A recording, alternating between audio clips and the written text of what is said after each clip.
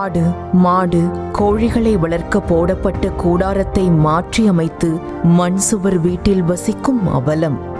எப்போது வீடுகள் இடிந்து விழுமோ என்ற அச்சத்துடனேயே வாழும் மலைவாழ் மக்களின் வாழ்க்கை கண்ணீரைத்தான் வரவைக்கிறது.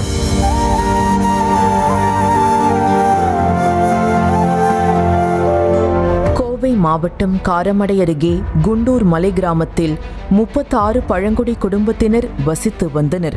தேசிய ஊரக வேலை திட்டத்தின் கீழ் கூலி வேலைகளுக்கு சென்று வாழ்க்கையை கடத்தி வரும் மக்களின் வீடுகளோ அடர்ந்த வனப்பகுதியில் இருந்தன.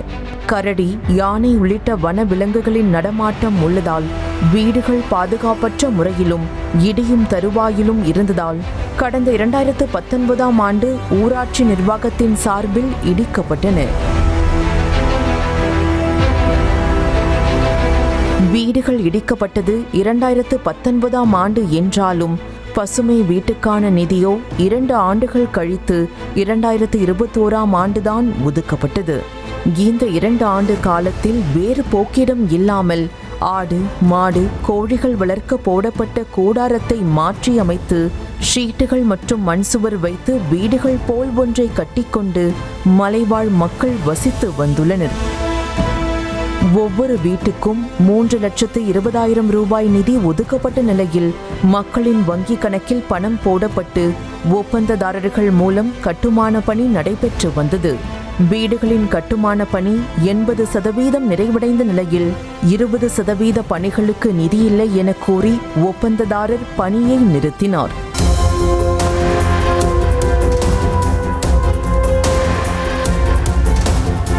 நிதி ஒதுக்க 2 ஆண்டுகள், வீடு கட்ட 3 ஆண்டுகள் என மொத்தம் 5 ஆண்டுகளான நிலையிலும் நிதி இல்லாமல் கட்டி முடிக்கப்படாத வீடுகளில் குடியேற முடியாமல் இலவு காத்த கிளி போல் மலைவாழ் மக்கள் தவித்து வருகின்றனர்.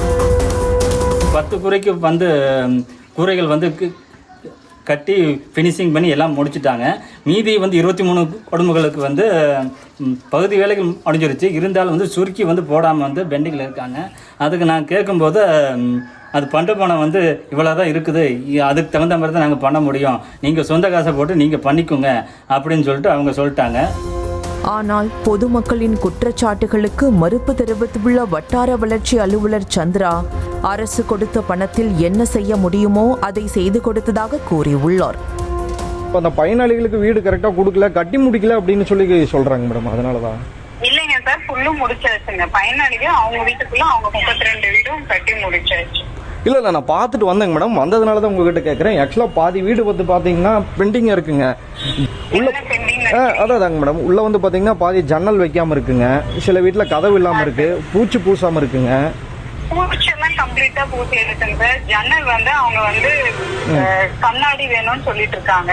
அது அவங்களா பணம் கொடுத்து வாங்கி ஃபிட் பண்ணதுதான். சரிங்க. அரசாங்கம் எதுவும் கொடுக்கலைங்க சார். கவர்மெண்ட் கொடுத்த பணத்துல என்ன பண்ணணும் அது பண்ணிட்டோம் சார். அன்றாட கூலி வேலைகளுக்கு சென்று பிழைப்பு நடத்தி வரும் நிலையில் வீடுகள் கட்ட தேவைப்படும் எஞ்சிய பணத்திற்கு எங்கு செல்வது, என்ன செய்வது, யாரை அணுகுவது என்று ஏதும் தெரியாமல் விழி பிதுங்கி நிற்கின்றனர் மலை கிராம மக்கள். நியூஸ் தமிழ் செய்திகளுக்காக செய்தியாளர் கதிர்வேல் மற்றும் ஹரிஹரசுதன். செய்திகளை உடனுக்குடனும் துல்லியமாகவும் தெரிந்து கொள்ள சப்ஸ்கிரைப் பண்ணுங்க.